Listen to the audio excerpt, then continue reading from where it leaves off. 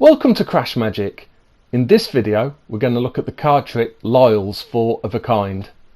This trick was devised by the magician Lyle and I think it's an absolute cracker. So I've released a couple of videos lately where I've just done the performance of the trick, but most of my tricks are still going to be a performance and a tutorial at the end, and this one is exactly like that. So once you've seen the performance, if you like it, hang around for the tutorial where I'll show you exactly how you can perform this trick. Card tricks are very often about giving a spectator choices of which card they pick or which piles they pick, things like that. But as we all know, quite often those choices aren't quite as fair as they sometimes seem. Let me deal the cards though out into 2 rows, and with this trick I want you to make sure that you're happy that all the choices you make are totally fair. So I want you to choose one row of cards, but I'm not going to attempt to force at all which row you choose. If you choose this row, that's the row you'll get, and we'll discard the other one. So we'll use the dice. 1, 2, 3 we'll choose this row, 4, 5, 6 we'll choose this row, but of course if you were here you would choose a 4, so we'll say that you chose this row here, no force whatsoever, and we will discard the other cards. Let's move the dice out of the way, we don't need those. So these are the 4 cards that you chose, and hopefully you feel that I haven't forced that selection on you. This was the row that you chose. Okay, next selection, I want you to choose one of these 4 cards. I want you just to point to in order to select one of these cards, but again I don't want you to feel like I'm forcing any card onto you.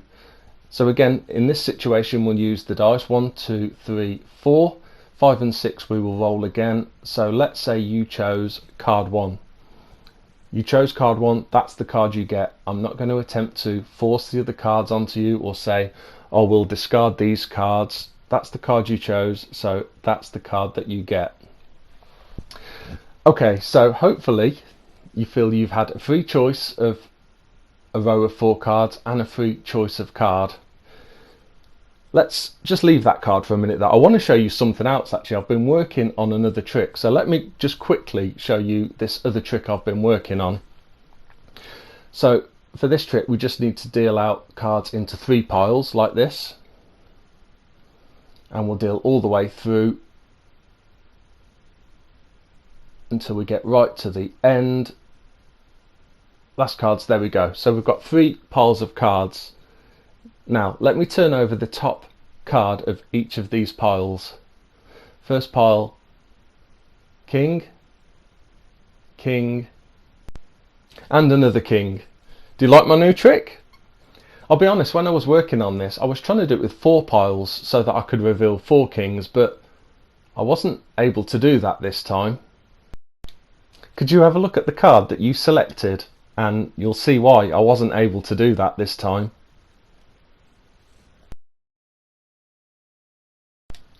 Well, I hope you enjoyed that performance of Lyle's 4 of a kind, and here's the tutorial. It's really easy to learn and perform. There's just a little bit of setup at the start. So the setup that we need is we need 8 cards at the top of the pack. We need the 4 aces and the 4 kings.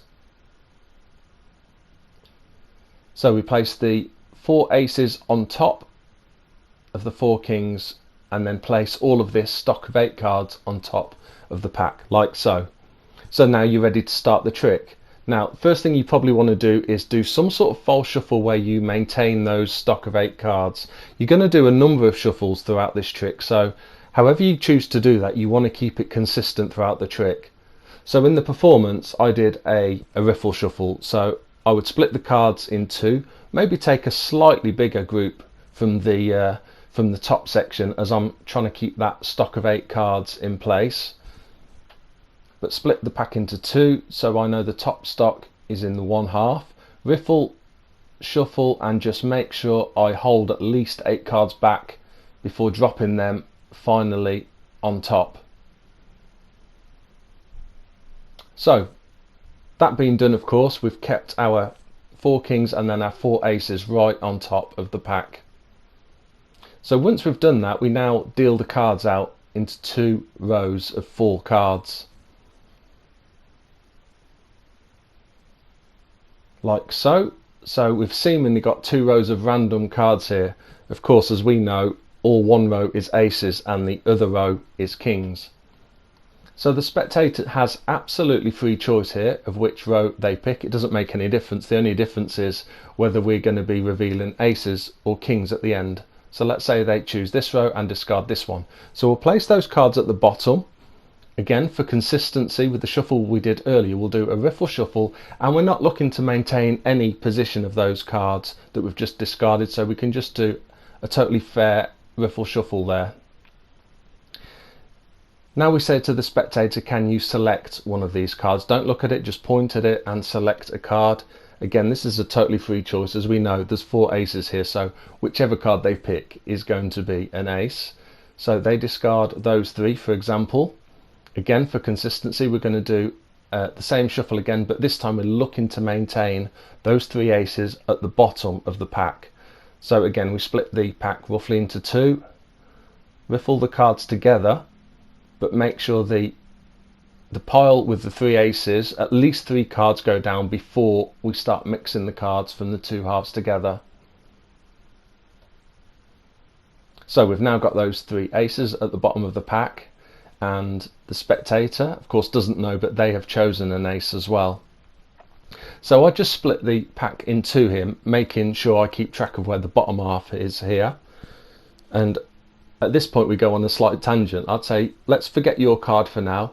I want to show you a new trick that I've been working on. So let me show you this. So we pick up the bottom half, which of course has got the 3 aces on, and deal these cards into 3 piles.